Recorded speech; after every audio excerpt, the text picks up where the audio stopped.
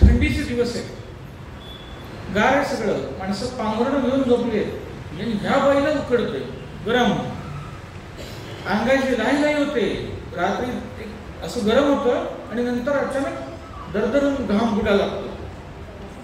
गरम होतं तेव्हा पंखे लावा, अरे बाकीची माणसं गारटत आहेत, पंखे लावा, एसी लावा, गार करा, खिडक्या उघडा, घराच्या बाहेर जाऊन जरा मोकळी हवा घ्या, अशी अवस्था होते त्या बाईची.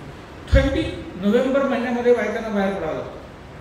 काही स्त्रिया अशा आहेत की ज्यांना एवढा गरमा होतो की त्यांना अंगावरती वस्त्र सुद्धा घेवत नाही.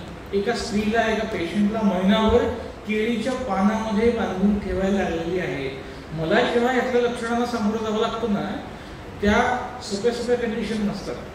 बेचैन अवस्था इतकी असते की आमच्या बायकोनी त्या पेशंटला महिनाभर रोज एक 9-10 वाजले उन्हा चढायची वेळ झाली की एका खोलीत तिला काळोखात डांबून ठेवायची, डांबून म्हणजे ठेवायची तिला, आणि केळीच्या पानात त्या पेशंटला गुंडाळून ठेवायला लागायची.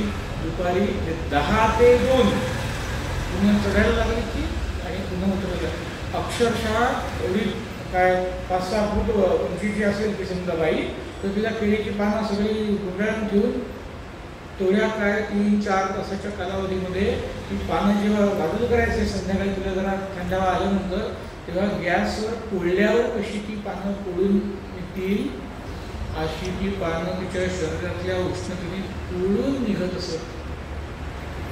इतकं ते शरीर उष्ण होतं आणि पानं सुद्धा पोळून टाकतं केळीची थंड असलेली.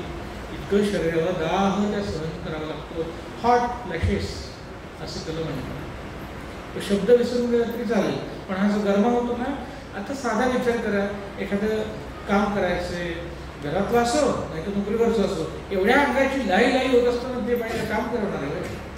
मग ते लक्षण ट्रीटेबल आहे, त्याला औषध योजना करून ते सगळं नीट करता येतं.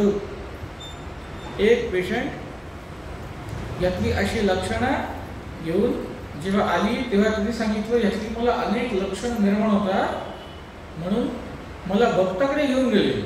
तिथे काय काय सगळे त्यातले विधी करून किंवा 15-20 हजार रुपये म्हणाले खर्च केला आम्ही या लक्षणांसाठी. अरे म्हटलं, हे काय अंधश्रद्धावाला काय नव्हे, एवढ्या वेळेस सोप्या सोप्या गोष्टी कर, आठवड्याबरोबर येऊन जाशील.